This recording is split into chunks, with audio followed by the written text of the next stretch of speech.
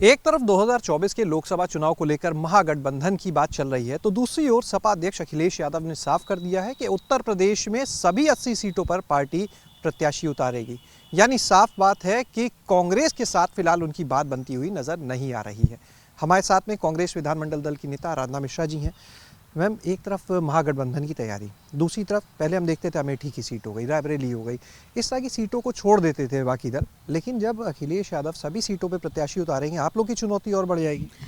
देखिए, चुनाव तो चुनौती होता ही है, पर जहाँ तक 2024 की बात है और जिस तरह से पूरे देश में एक वातावरण भारतीय जनता पार्टी ने बना दिया, जहाँ पे संवैधानिक संकट हमको हर रोज़ और हमारे राजनीतिक दलों के अलावा जनता को भी महंगाई है, बेरोज़गारी है और जिस तरह से संवैधानिक संस्थाओं का विघटन करती चली जा रही है, इन सारे मुद्दों को लेकर के कांग्रेस पार्टी ने पहले भी प्रयास किया था, अभी भी हमारा प्रयास जारी है और हमारे साथ और भी वो दल, वो पार्टियां जो भारतीय जनता पार्टी की विचारधारा के खिलाफ हैं, वो हमारे साथ आके खड़ी हो गई हैं।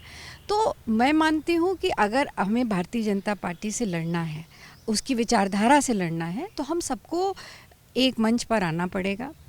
पहले भी चुनाव के पहले भी हम लोगों ने प्रयास किया था। समाजवादी पार्टी, ये उनकी अपनी सोच हो सकती है कि वो 80 सीटों पे लड़ें या कितनी सीटों पे लड़ें, वो स्वतंत्र हैं, वो राष्ट्रीय अध्यक्ष हैं अखिलेश जी। पर मैं फिर भी कहूँगी कि अगर हमें इस देश को बचाना है, इसके संविधान को बचाना है, तो सभी को एक मंच पर आकर के खड़ा होना पड़ेगा, तभी इस लड़ाई को हम लड़ सकते हैं। जहाँ तक अमेठी रायबरेली की बात है, तो पहले इसके लिए हमारा आभार है। कई सीटों पर हमेशा समाजवादी पार्टी कांग्रेस के साथ उन्होंने सीटें छोड़ी हैं, असेंबली इलेक्शन में भी छोड़ी, पार्लियामेंट में भी छोड़ी।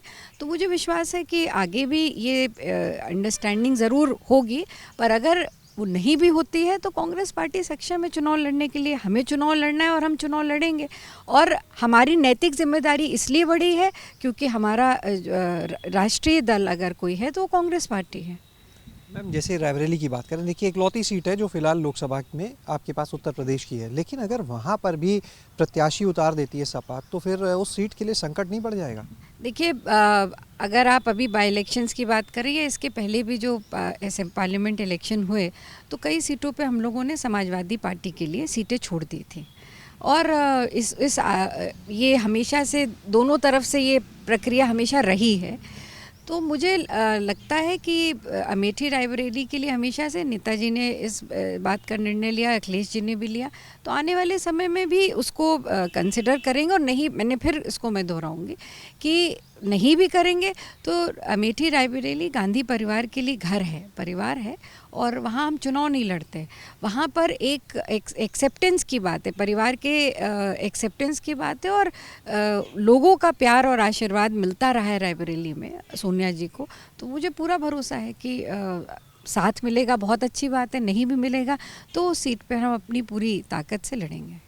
अच्छा, एक सवाल मैम, लोकसभा से पहले निकाय चुनाव भी हैं और बहुत जल्द कभी भी बल्कि गए तो निकाय चुनाव को लेकर ऐलान हो सकता है, उसके लिए कांग्रेस कितना तैयार है?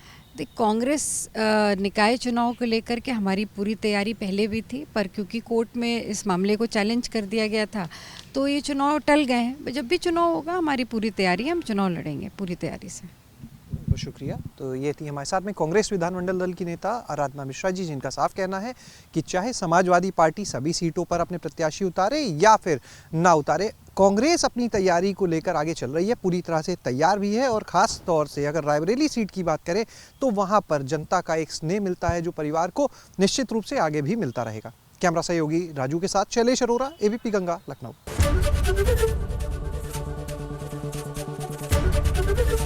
एबीपी गंगा, खबर आपकी, जुबान आपकी।